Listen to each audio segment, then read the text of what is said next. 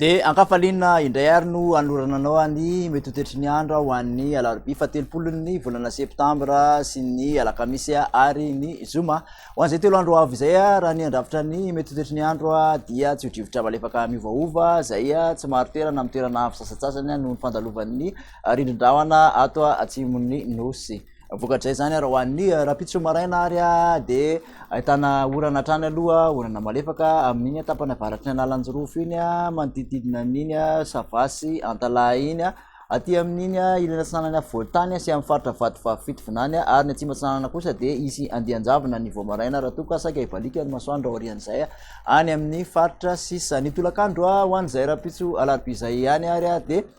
ahitana an'izay orana tandrivon-drahona izay amin'iny maroantsetra amin'iny sava iny amin'iny bealanana mahazo any ambanja sy manodidididina ny analalava sy anosy be iny toraka izany ihany koa amin'iny tapany avaratry ny miandry vazo ny ilay andrefan'ny faritra bongolava mahazo ny antsalova iny toraka izany ihany koa mbola isy tandrivon-drahona aty amin'iny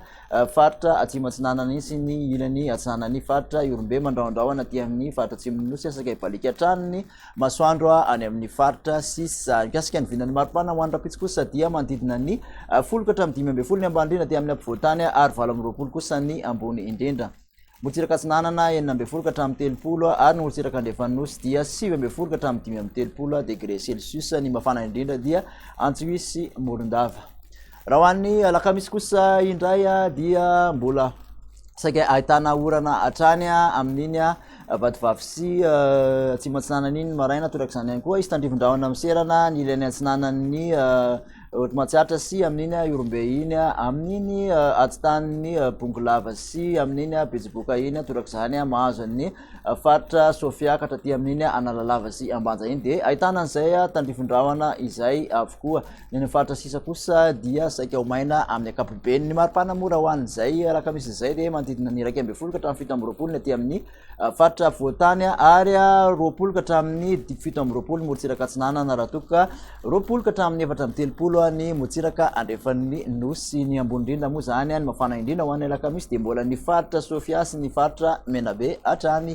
Raha ho an'ny andro zoma kosa dia aty amin'ny ilana atsinanana indray saika ahitana izay orana tandrivon-drahona zay ny ilana atsinanan'ny faritra ampovoantany iny toraka izany aty amin'iny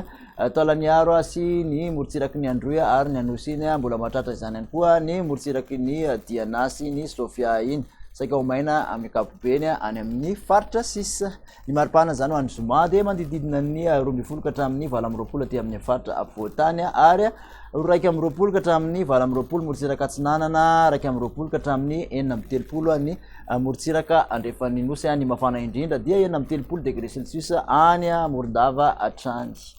De zay indray ary ny toetry ny andro vinan'ny toetry ny andro afaka nadotranao tamin'ity anio ity makasitraka anao indray nanaraka izany hatramin'ny farany de manasanao manaraka indray veloma tompoko.